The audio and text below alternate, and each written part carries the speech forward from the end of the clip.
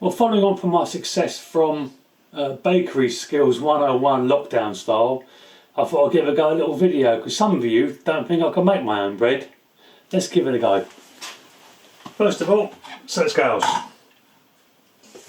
mixing bowl and ingredients. Now for this recipe, you need 1,000 grams of flour,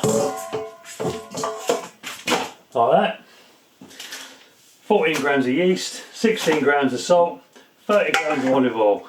That's all you need. Right, back to where we was. This is a bit too much. So, zero off your scales. I said that's all you need, but let's have a bit of water, shall we? Now, nice bit of water there for you. Want a drink? Right, no worries. Anyway, what you do, 640 grams of water. Now, this water is the same temperature as the room. So if your room is 20 degrees, the water's 20 degrees. Simple as that. I'm saying it like that because that's how Bake with Jack works. Now, Bake with Jack is my legend. He is a YouTuber, young lad, professional chef turned baker from Essex. All people from Essex and Kent are a bit funny, but he's really funny. Right, 640 grams of water. We want to mix that with some yeast. Now bear with me while I cut across the camera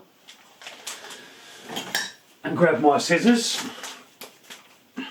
Now we want all of this, so a little empty that, all 14 grams into that 640 grams of water.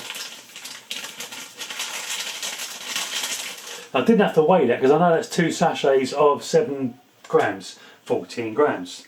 Now what I need now is a spoon. Back in a mo. Well, there is nothing like being prepared, and that was nothing like being prepared. Right, so this yeast and this water need to be mixed together. Right, I'll give it a quick look. You see that in there? Got to mix all that in nicely. So let's leave that for a second. I'll come back to you. Here we have our yeast and water all mixed in. Now what some people do, they leave that yeast and the water half an hour, and come back to it. And the reason they do that is because after a little while that'll start foaming up a little bit, and that'll tell you that your yeast is alive. But I just bought 2 packets of yeast, opened up, put it straight in, so I'm pretty sure it's going to work. If it's not, it's going to be rubbish yeast. So,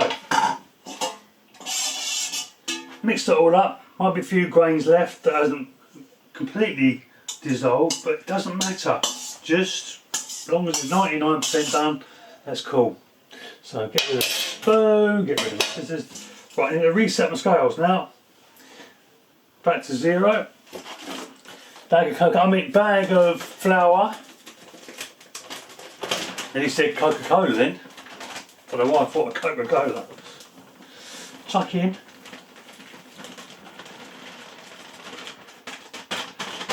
A kilo, which funny enough for me was already prepared, of strong bread flour.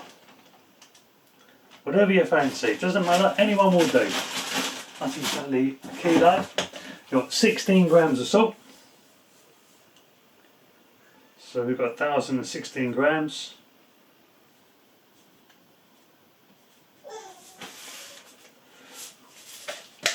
And then reset the scales again, because now I want 30 grams of olive oil. Olive oil. You spray that, don't say it.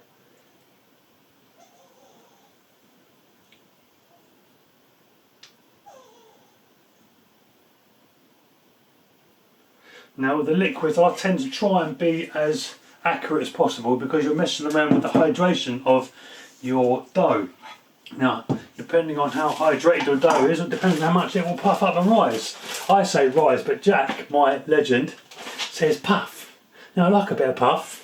If it puffs a lot, it's got to be good. Isn't that right, Burnsy? Well, anyway, so all I've got to do now is just mix that together. Let's grab my spatula. It's not a great position to have an utensil jar over there, but it is what it is. So, all the ingredients in the bowl, just mix it up. And what you're looking to do is as much as you can with a spatula. I've got other like little hand spatulas, but I found this one's the easiest to work with. Mix it up into a raggedy dough or a shaggy dough.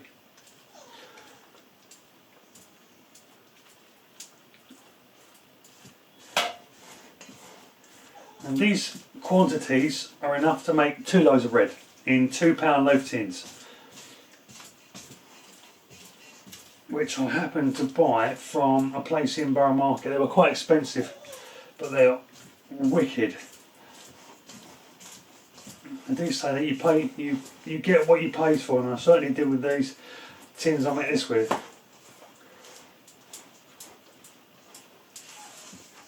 Right, here we go. Now we're getting somewhere. I mix it up. Gotta get all that flour combined with the fluid.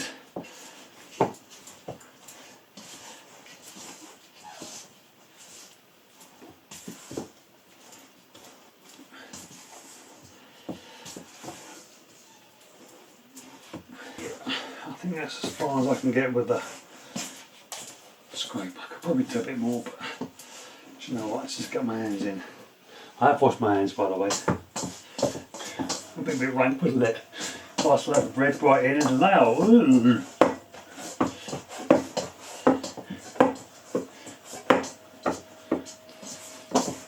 It doesn't matter if you get a bit on your fingers now. I'll show you for why in a minute. Because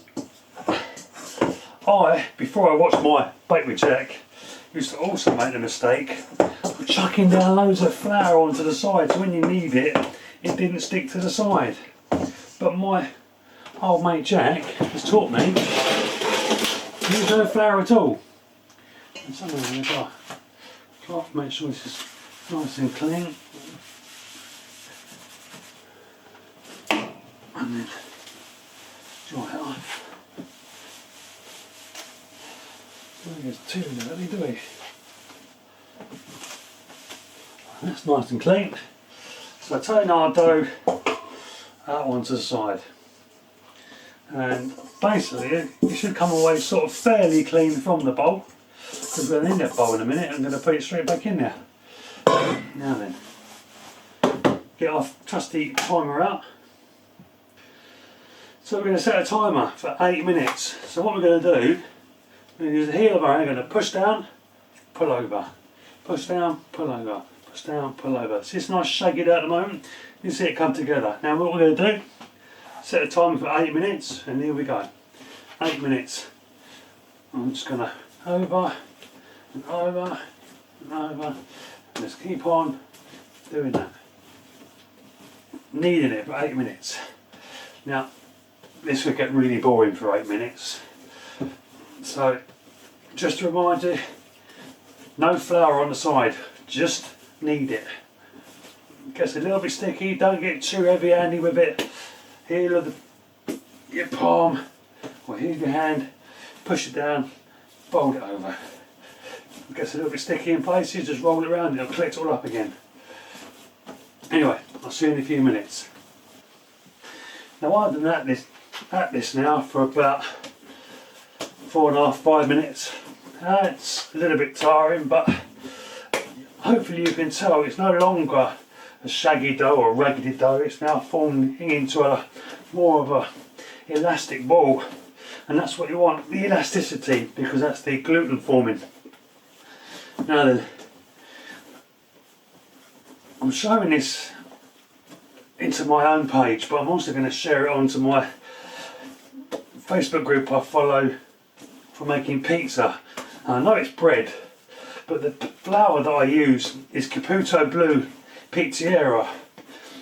And throughout the lockdown we've had no other flour apart from a 25 kilo bag of it, which I ordered a few months back because I'd make a lot of pizzas. But with the flour I've been making bread, sourdough pizza base, normal pizza base, and any time I need a bit of plain flour, this is my go-to. And so far it's worked well with pretty much everything. A couple of minutes left. Big shout out to Harry Webb, he's my stepson. 10 weeks ago he went down to Plymouth to start his Royal Navy basic training, and he passes out on Friday. And because of lockdown, no one can go and see him. So if you do want to see him, give us a bell. We get a video of, or a DVD of it, and we'll send you a copy. We'll record it up for YouTube. I'll put a copy up. But yeah, fair play to the boys, done well. Bit of a roller coaster ride with all the things that could go wrong and go right. Quite jealous of him, like a lot of, I'm in the Royal Navy Dads group, and like myself, they're all a little bit jealous of their boys because they all want to become Navy soldiers again. In fact, a lot of them already have. But that's on Friday, around about 2 o'clock. They'll be marching around the square in Plymouth, being videoed live, and we'll get a copy of it on YouTube as soon as we can. Now, just a tip with this, you roll it around and pick up all your bits, but you don't want to be jamming it in, you don't want to be squashing it into the side. You just want to just push it out and fold it over. Get the elasticity going. We're nearly there. Now, this is Jack's principle, 8 minutes. So you need this for 8 minutes. Not a minute more, not a minute less, he says, because I couldn't care less. Basically, he said there's loads of ways of working out, is your dough ready for proving, is it right elasticity, is it this, is it, he said he never bothers. He just needs it. 8 minutes, and then we're going to leave it alone for 3 minutes, because what's happening now is getting, this dough is really tight. It's going to be difficult to work with, and it doesn't really come up into a nice smooth ball. So what we've got to do is now stop kneading it, clear the alarm, now set the timer for 3 minutes. Let's just put that to the side. There's a few bits around the back because the wife's making fudge, white chocolate and cranberry, white chocolate and marshmallow. I don't like fudge, but yeah. So let's get my spatula. Here's some of this down because we don't want this in the way. We've got 3 minutes to kill. Yeah, if you get a moment, go on YouTube, search Bake with Jack. Says things in a very matter-of-fact kind of way, and he's a bit of a growing legend on YouTube, especially since the lockdown.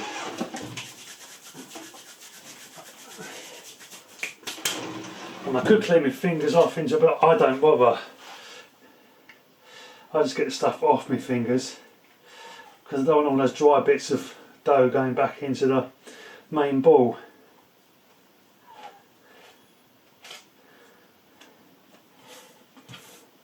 But each to their own, don't want to waste it really, don't we? But I'll live without the 2 grams I'm throwing away. It's sacrilege throwing 2 grams away.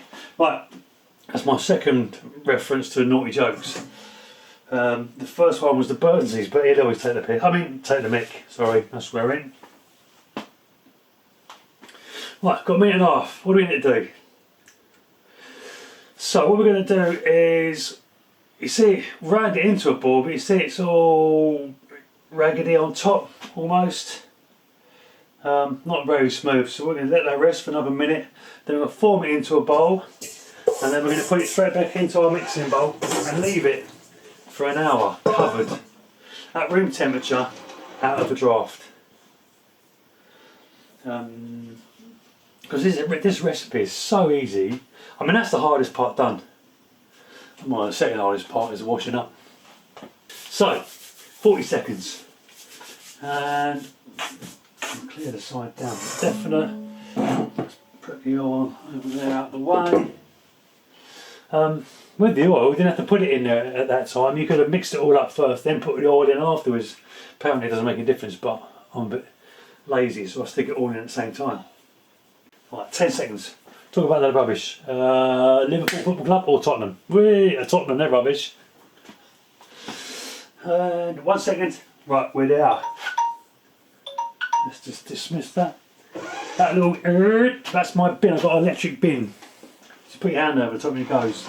Right, so this ball is now ready to make up. Now, with the spatula, you should never pick the ball up like that, because all you're going to do is just going to stretch it out. So just get in the habit of just picking it up like that. So what we're going to do is, where's my flour? See, where we didn't have any flour down there, I'm going to put a little bit of flour over the top, just stop it from sticking on the side this time, because we want it to be nice and smooth. So then we spatula underneath and then turn it over, sticky side up, flatten it out just a little bit now. What do we do? So what we're going to do, turn this into a nice stretched ball. So we take hold of a bit of dough, fold it over like that, turn it around, fold it over like that, like that, like that. And what we're doing, we're shaping the dough into a ball, and by pulling it over, we're actually stretching the other side. So you can keep on doing this as many times as you like, apparently, because what we're doing, see that's a nice smooth ball now. Back into the bowl, a little bit of flour on top, keep some of the moisture in a reverse way. So basically that makes a sort of a seal on the outside, and I'll keep some of the moisture in.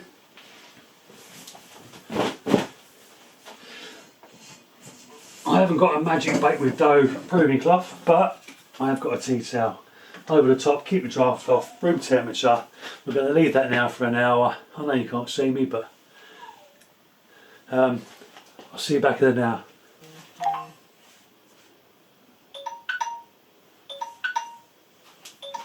Yes, right, here we go.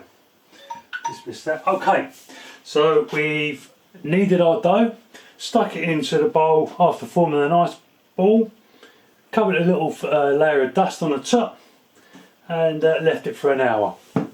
So what we have now, I don't know if you can see that, that's puffed up really well. Now that's good news, because that tells us when we do our next prove, it's going to be nice and puffed up for the oven, so we have a nice soft loaf of bread. Now, what do we need to do now? We've got too much here for one loaf, so what we're going to do, we're going to take it out of the bowl, split it into 2 loaves, and then get it ready for proving. A little bit of dust on the side, not just literally a little bit. Take our scraper. By the way, you heard a little bit of squeaking earlier on. That was Buddy. Now Buddy was stuck in the front room. He couldn't get out in the garden, so all he'd do is go But never mind, he's all been sorted out now. So run my scraper round the outside of the bowl to get it loosened up as much as possible. And then we're going to turn this dough out onto the side. It's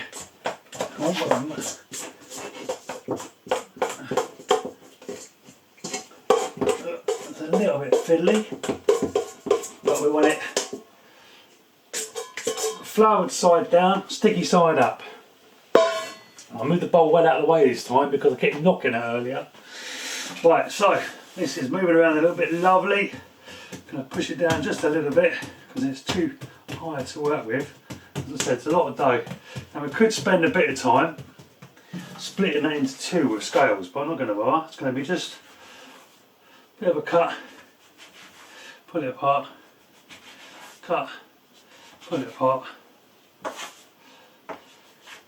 cut, pull it apart. Now they're roughly the same size. So what I'm going to do is, we're going to form these into some lovely and nice balls, and then a little bit sticky underneath, so a bit more dust, and then so we're going to put it over, put it over, put it over, put it over. This time, maybe here, little squeaks you can hear is actually all little pockets of air coming out of the dough, which is a good sign because it means that it's rising nicely. There we go, just a few, and then over, and then, as Jack says, some of the classic cup and turn, cup and turn, cup and turn, cup and turn. There's it, is that a nice ball? And the cup and turn. Look at that, air pockets building up, I squeeze them out. And cup and turn, look, don't want to do too much, I mean, nice ball of bread. So I'll leave that there like that. Same with this one, back over here, a little bit of flour. And we're going to put it over like that, put it over like that, put it over like that, put it over. And we're going to form a nice ball, same as I did earlier. Put in a bit of dough, look at that, bit of air coming, loads of air, so that's a good sign. Get it over into pretty much a nice ball shape and then flip it over. And then the classic cup and turn, says Jack, cup and turn, classic. You want to watch this video, Bake with Jack, YouTube, 120, making a yeast bread. He'll show you all about the classic cup and turn. And he puts it aside and he says, you know, give it the lucky double tap. Now these are looking good. So, a little bit of dust.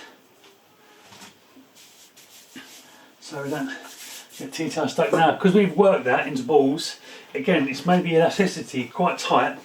So we're going to cover it like we did before, but this time we're going to leave it for 15 minutes to let that dough settle down again, become more elastic, and so we can work that into our final proof.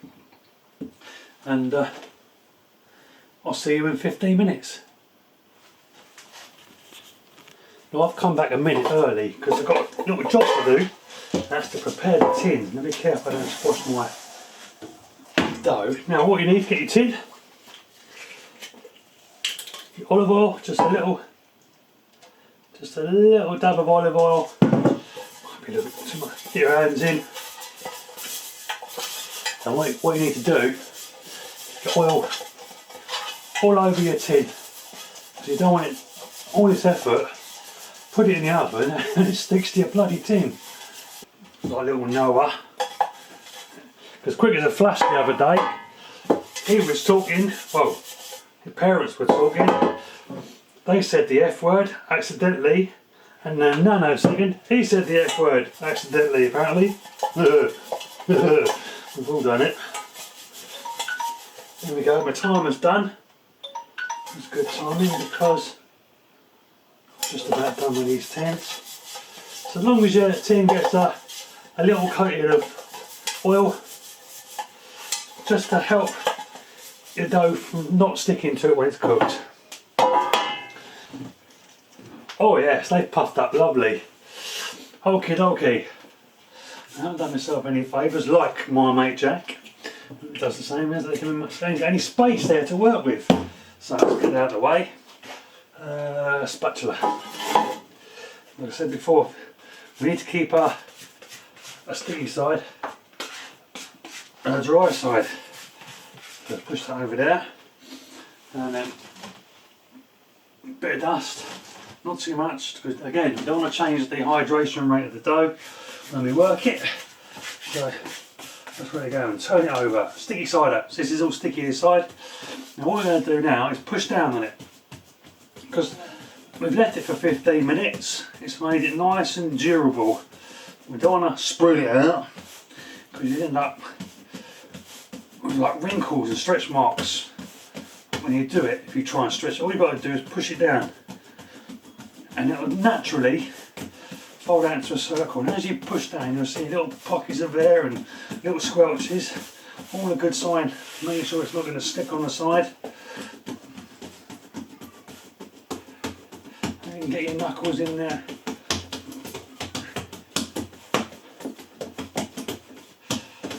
Right, so this time what we're going to do is give a bit of a pull out stretch like that, and then fold it over and push it down. Get all that air out of it. Seems a bit counterproductive knocking all the air out. You spent all that time trying to get in it, and then fold it over from the other side. Now roughly this end should be the width of the tin. And me know we've got it right.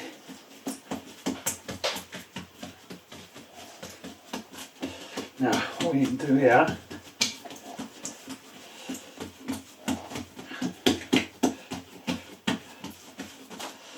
is I need to make a bit of a roll and seal like that. And I hope you can see that in the camera. And then we're going to push and roll. Push and roll. Push and roll. Push and roll. Push and roll. Push and roll. Push and roll.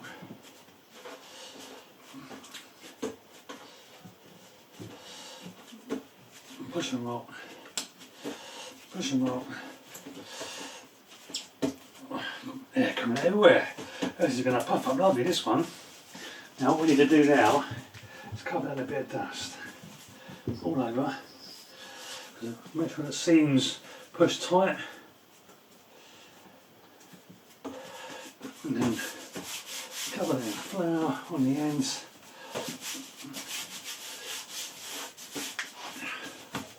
Grab myself a sharp knife. Right, sharp knife. I'm going to make a little splice in there.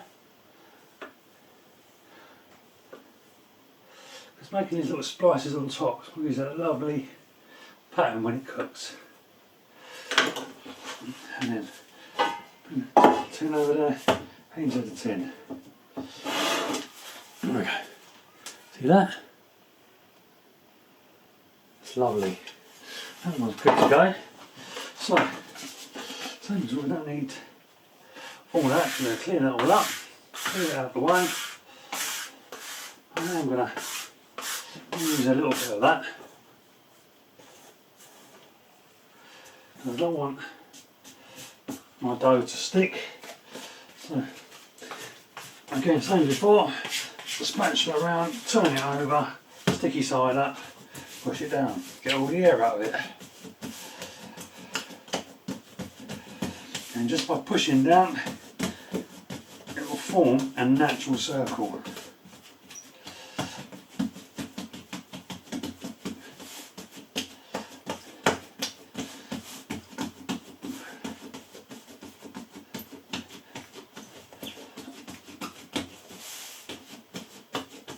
Temptation from pizza making. Number one is to not push it down at the edges, because normally with the pizza you push it down but you leave the edge in there to make a nice crust. But I don't want to keep a nice crust, I want get all the air out.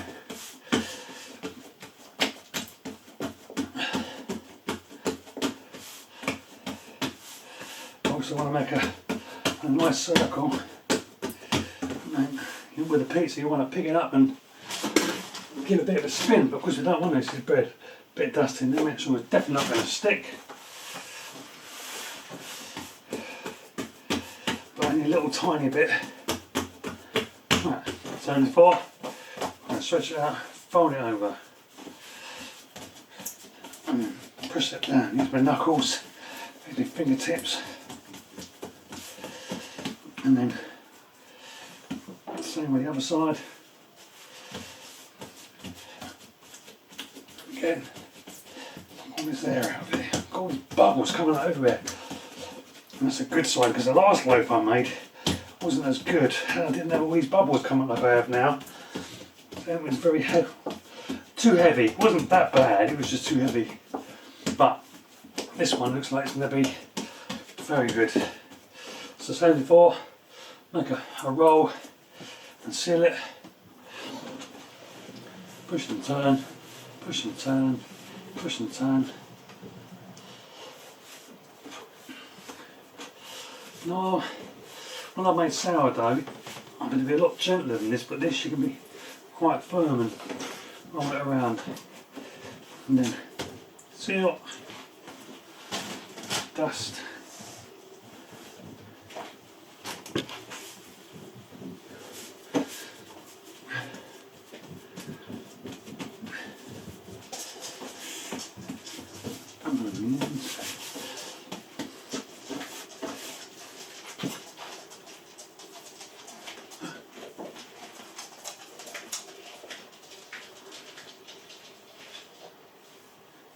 Exactly the same as before. out, drop it in the tin.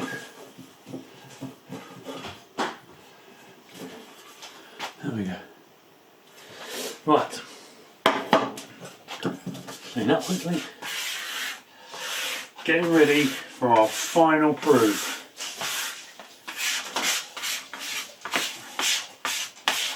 Get these into my magic bin with the electric lids. Makes a squeaky sound just like Buddy does when he's whinging. So, you don't want loads of flour on the top, because as soon as you put it in the oven, it'll burn. So, 2 loaves of bread in the tin, same as before. I'm going to cover them up, set a timer for 1 hour. Well, in actual fact, what I do, I set a timer for 30 minutes. Then I come and light the oven, so I preheat the oven for half an hour. So half an hour timer, preheat the oven, another half an hour timer. See you in an hour. Okay, so now we're on to the baking side. What I've done, halfway through my last hour of proving, I switched the oven on to gas mark number 6 and left that to preheat nicely. So, there we go. Now let's, before I put this in the oven, have a look at that. I'm sure that comes into focus, but it's puffed up really, really well. So into the oven, but don't bang them, because you'll bang all the air out. Same with that one, puffed up, puffed up, Jack. Into the oven, nice and symmetrical. And grab the kettle, and we're going to put this into a roasting tin in the bottom.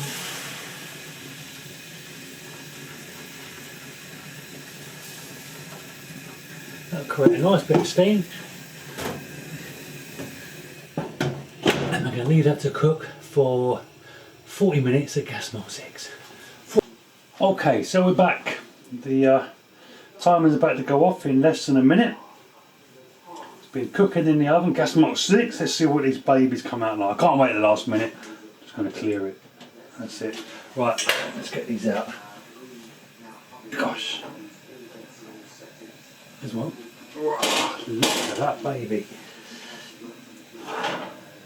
Oh, look at that, that's lovely. That's stunning. Turn the gas off. You can see them. Ooh.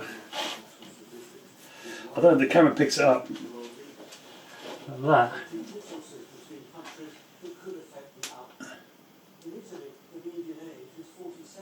Look at that. Beautiful loaf of bread. Let's turn this up. Nice and tough on the bottom. I made a mistake one day. I turned them out onto the wiring rack and then just picked up the tin, forgetting it just come out the oven. I'll be doing that again in a hurry. Turn it up. A little bit of an air coming up, but it's still looking good. Look at those. There you go. A little bit of a faff, but not really much effort, just timing's ready. 2 loaves of bread. Oh, by the way, if I haven't mentioned it, I learnt this from Bake with Jack, on Bake with Jack on YouTube.